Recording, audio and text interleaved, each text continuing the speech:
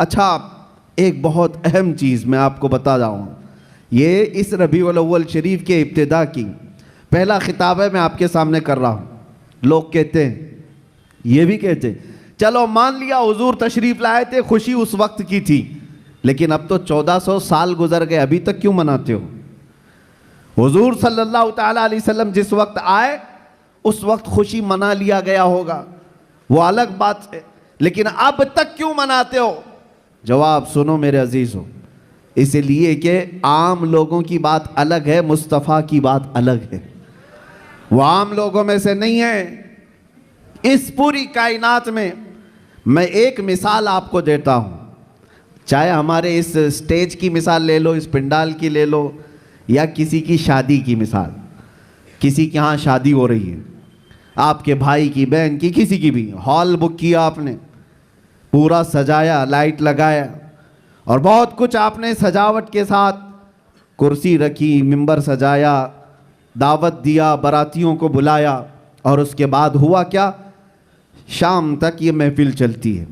या मुंबई में रात की शादियां होती हैं, जब महफिल ख़त्म हो जाए तो सारी चीज़ें उठा ली जाती हैं, यानी जो जो सजाया गया था वो सब उठा दिया जाता है, कुर्सियां भी हट जाती हैं, बाराती भी चले जाते हैं, कुमकुमे लगे थे, लाइटिंग लगी थी, झूमर लगे थे, वो सब निकाल लिए जाते हैं। पूछो हॉल वाले से, क्यों?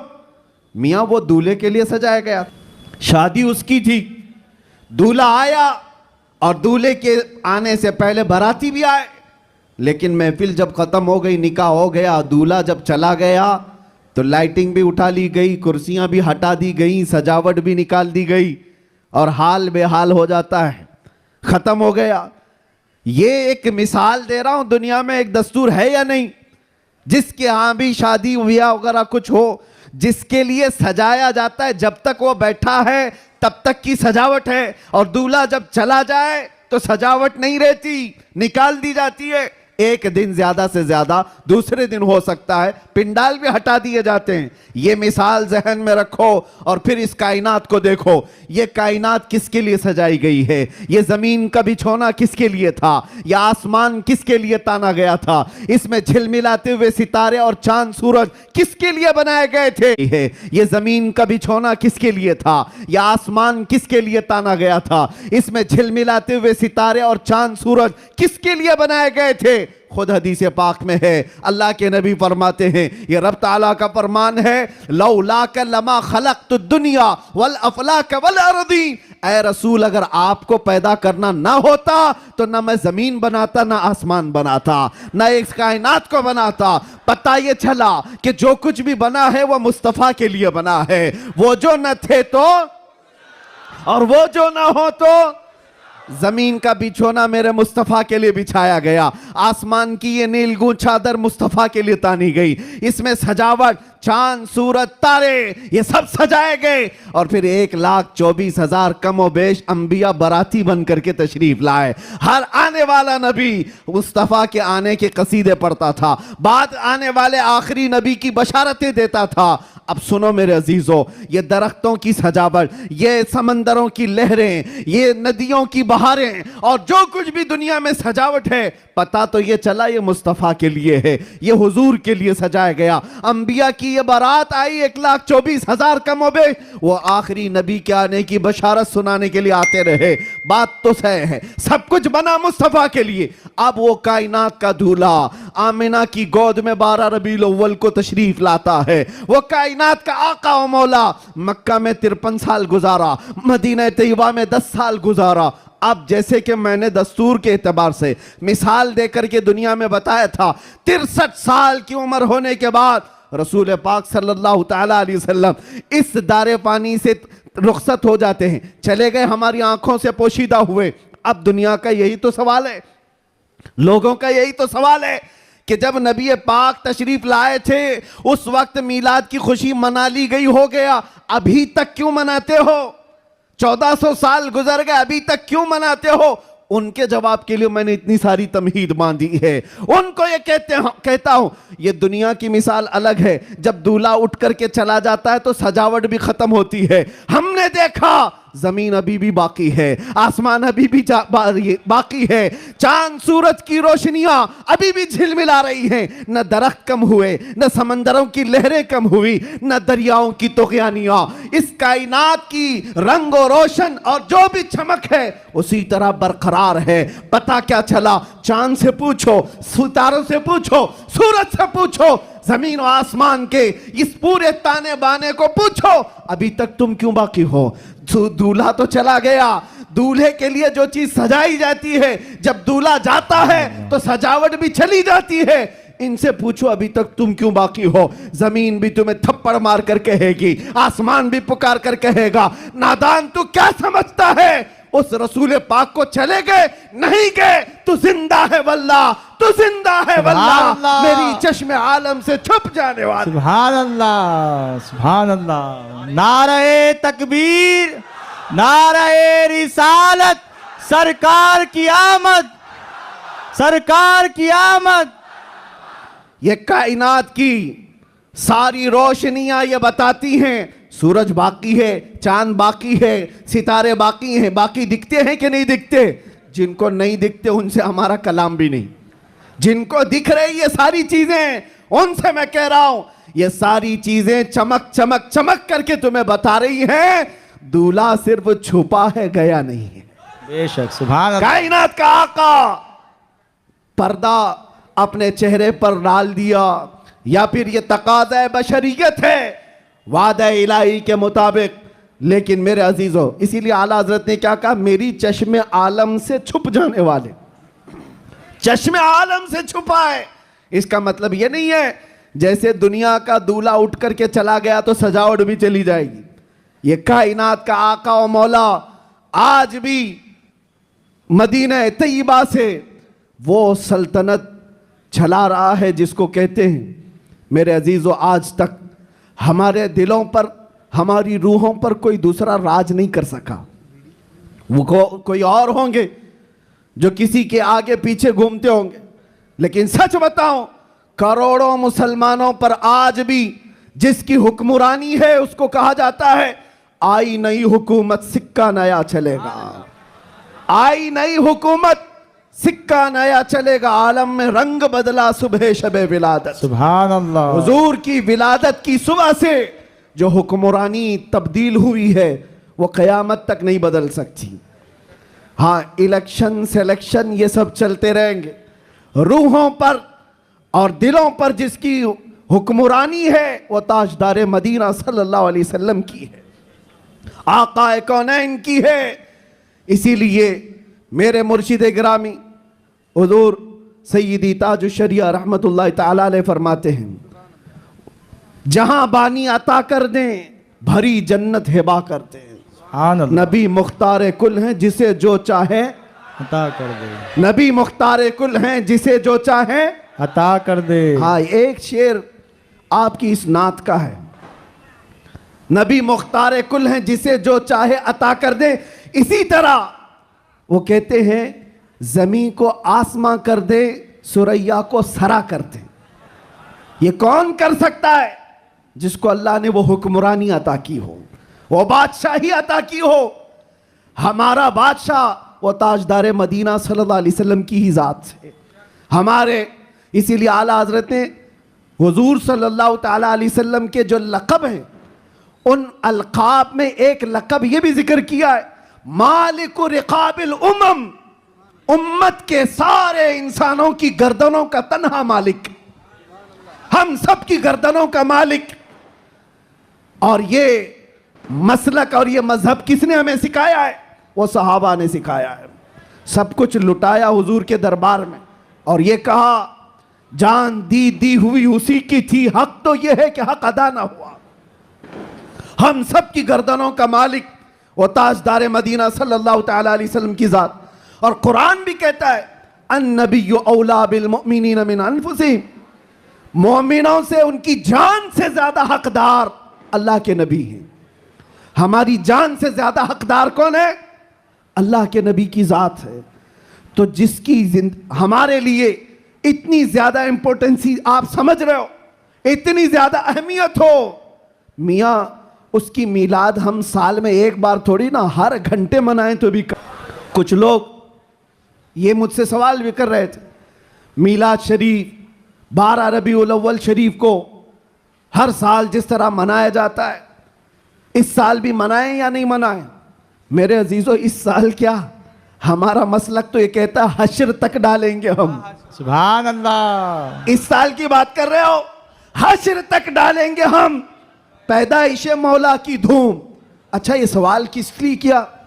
उनको टेंशन था कि कहीं खलत मलत ना हो जाए, इधर उधर झगड़े फसादात की नौबत ना आ जाए, काला गोरा मिल ना जाए, सफ़ेद और काले के इख्तिलात से मामलात ख़राब ना हो जाएं, क्योंकि मुंबई के हालात आप देख रहे हैं।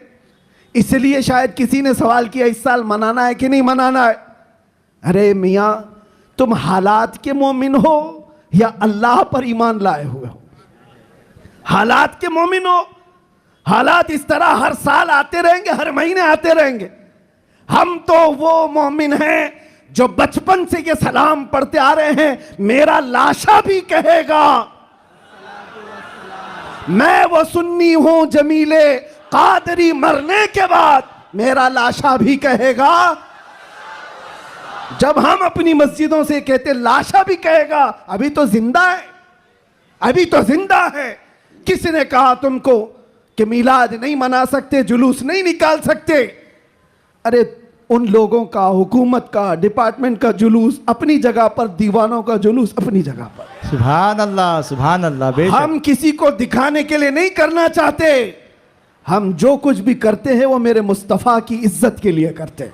सुभान अल्लाह। अगर वो राजी हैं तो सब कुछ दुनिया हमारी है, और अगर वो रूठ गए तो तुम बड़े बड़े जुलूस निकाल करके भी कोई हासिल नहीं कर सकते, किसी तरह का कोई हुसूल नहीं।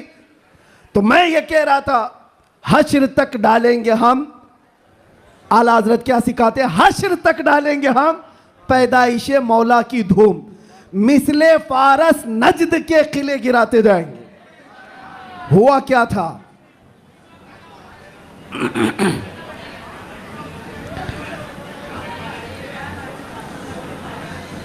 कोई बात नहीं, मुझे पता है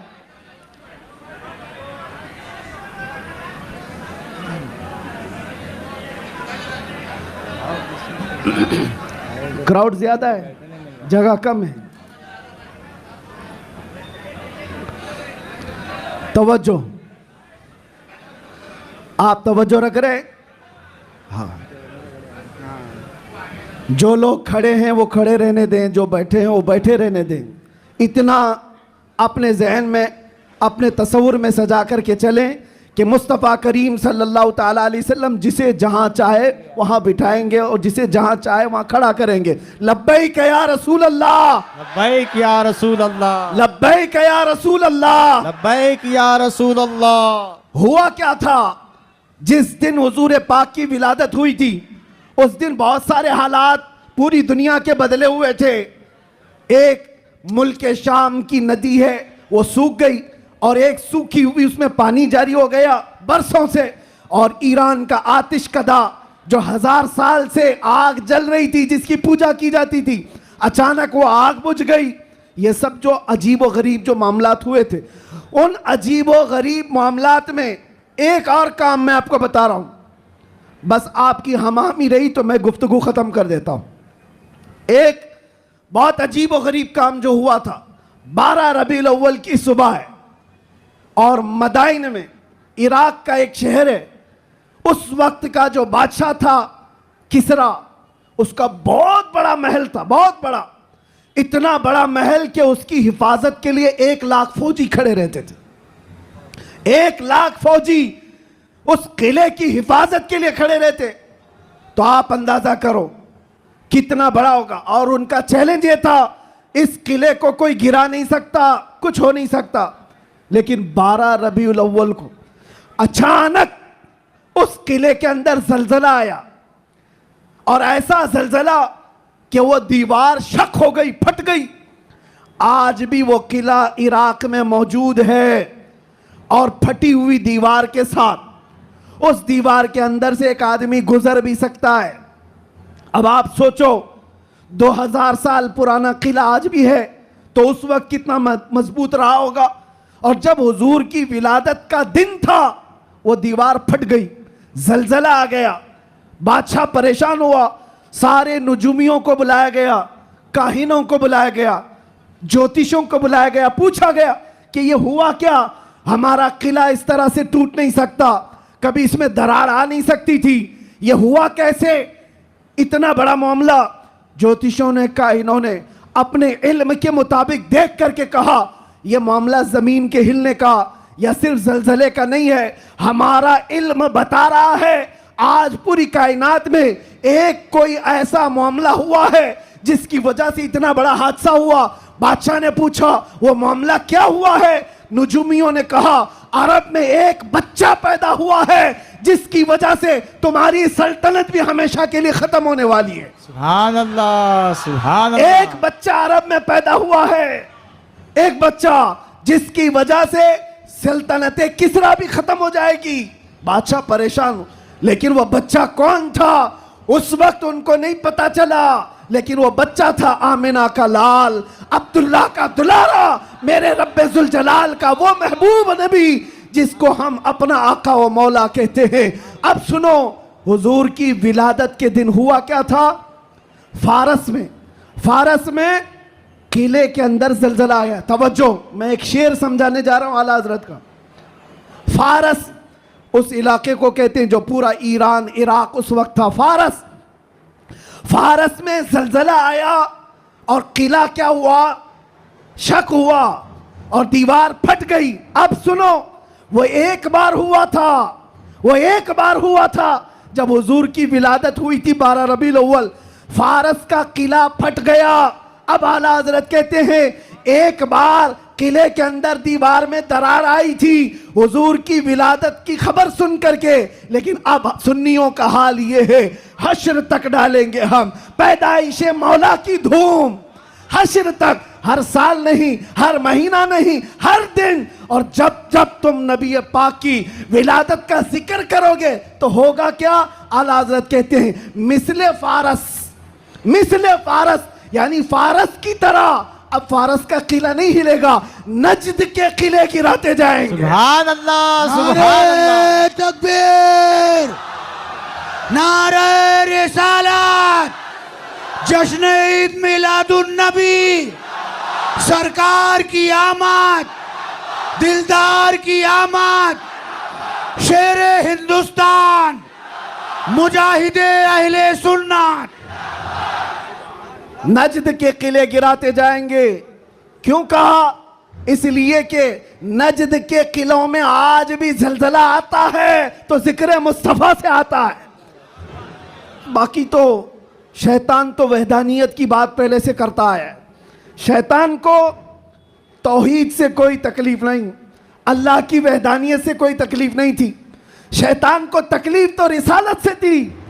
और आज भी याद रखो, महबूबे खुदा, दो आलम के ताजदार, नबी आखिरुज़्ज़मा के जिक्र से अगर किसी को तकलीफ है तो वो सिर्फ शैतान का बच्चा हो सकता है, वो शैतान की ज़ुर्रियत हो सकती है। इसलिए कि शैतान को रिसालत से तकलीफ थी, उलूहियत से नहीं। और इसीलिए शायर ने कहा निसार तेरी चहल पहल पर हजारों ईदे रबीउल अव्वल, सिवाय इब्लीस के जहां में सभी तो खुशियां मना रहे हैं। सुभान अल्लाह, सुभान अल्लाह।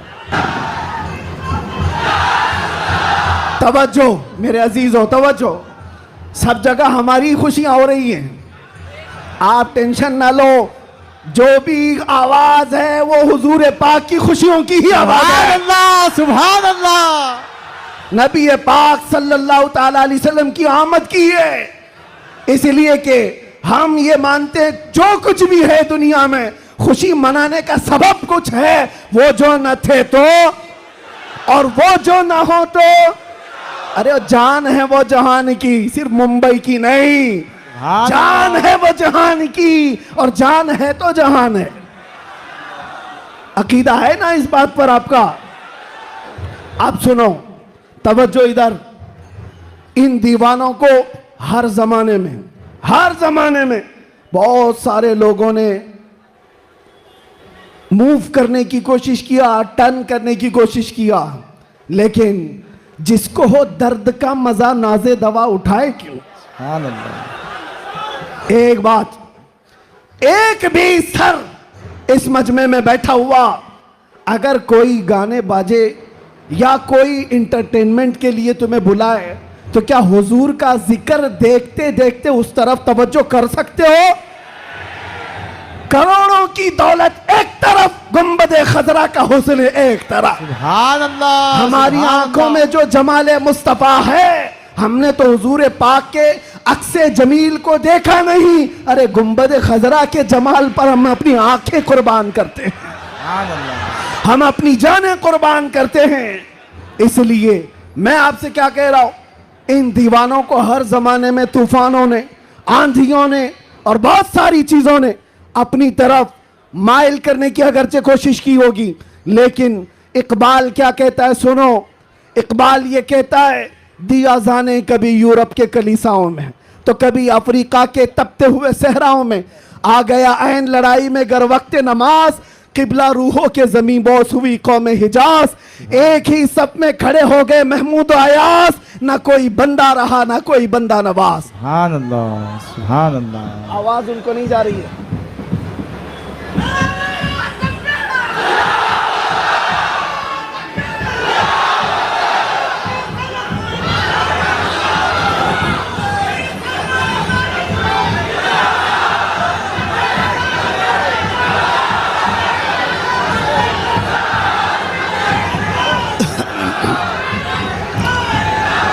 तवज्जो, आवाज क्यों ऐसा कर रहे हैं, क्यों आवाज में तकलीफ है।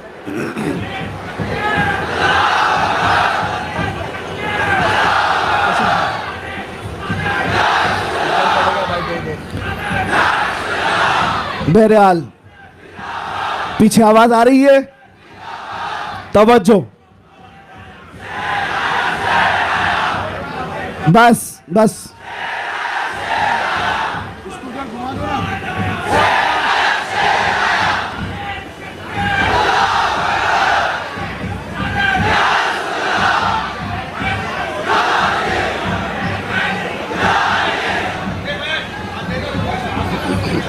तवज्जो, कोई बात नहीं, कोई बात नहीं, आप हजरात इस तरफ तवज्जो रखें। हमारा मकसद हो गया है, महफिल में जो इतनी गर्मी आ गई, यही हमारा मकसद है। हाँ भाई, सब लोग नौजवानों के अंदर जो जज्बात मेरे मुस्तफ़ा के नाम से हैं, हम इसी की जिंदगी देखना चाहते हैं।